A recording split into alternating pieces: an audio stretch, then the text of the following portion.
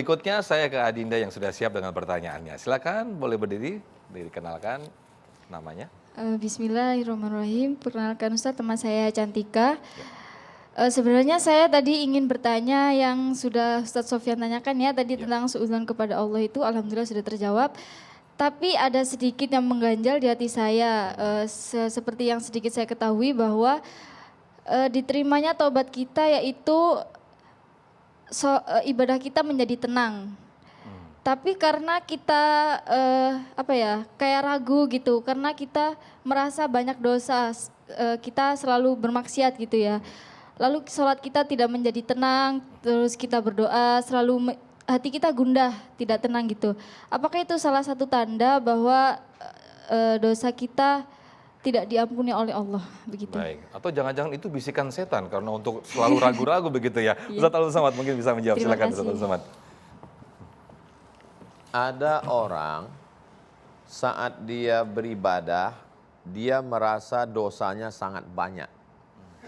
Saya banyak ribah, saya banyak makan riba, saya dosa mata, saya banyak ngomongin orang, saya banyak menyakiti orang. Lalu kemudian adik kita mengatakan ini orang tidak tenang. Sementara ada yang satu lagi, dia mabuk, dia sakau, dan dia tenang. Sebetulnya yang tenang itu yang mana? Nah ini perlu. Jadi makna tenang itu adalah bukan berarti orang yang mabuk, sakau, buat dosa dengan entengnya melihat dosa yang besar sebesar bukit Uhud itu dia pandang sebesar ujung rambut. Bukan itu yang tenang. Yang tenang itu adalah ketika orang bersama dengan Allah. Lebih baik merasa pelaku dosa yang belum diterima taubatnya daripada merasa penghuni sorga lalu menjadi hakim menyalahkan orang lain. Saya selalu merasa diri saya banyak dosa. Saya selalu merasa bahwa saya pelaku maksiat yang belum diterima taubat saya. Tapi saya husnuzon kepada Allah. Ilahi lastu lil firdausi ahla. Aku tidak layak masuk surgamu ya Allah. Kalau tidak layak masuk surgaku berarti kau masuk neraka aja. Wala aqwa ala naril jahim. Untuk masuk neraka pun aku tidak kuat. Lihatlah bagaimana cara dia merayu Allah Subhanahu wa taala. Makanya kalau kita baca doa nabi-nabi itu hampir tidak ketemu dia minta ampun.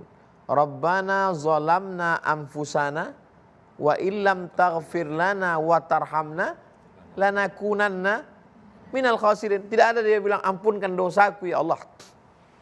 Saking malunya Nabi Adam, beradab dia kepada Allah Subhanahu wa taala. Bagaimana Nabi Yunus?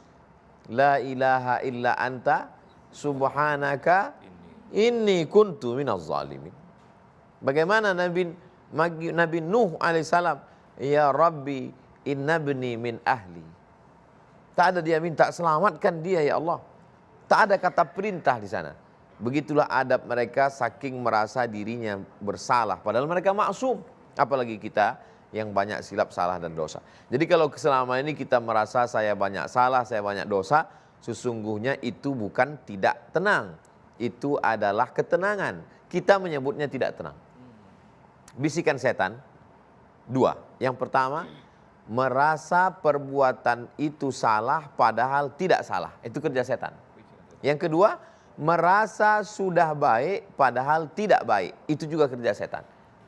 Jadi kalau menurut Allah dalam Quran, menurut hadis Nabi itu tidak salah, seluruh manusia mengatakan salah, tidak salah. Itulah perlunya ilmu. Makanya kita ngaji. Jadi beragama ini tidak ikut perasaan. Kalau ikut perasaan, orang yang biasa sholat zuhur 4, ketika dia qashar 2, dia merasa salah. Yang biasanya wudhu, ketika disuruh tayamum, dia merasa kok seperti enggak sewudhu ya, seperti enggak sholat. Yang biasa sholatnya berdiri ketika sholat di kursi, kok rasa-rasanya enggak sempurna. Kita beribadah bukan ikut rasa. Kalaupun rasa yang didasari oleh ilmu. Makanya ngaji. Yarfa'illahu alladhina amanu minkum walladhina utul ilma darajat. Beruntung sekali kita di Ramadan ini tidak hanya sekedar menonton, tapi tontonan kita bisa dijadikan sebagai tuntunan. Sehingga kalaupun kita merasakan sesuatu, perasaan kita itu didasari ilmu insya Allah. Demikian, wallahu a'lam.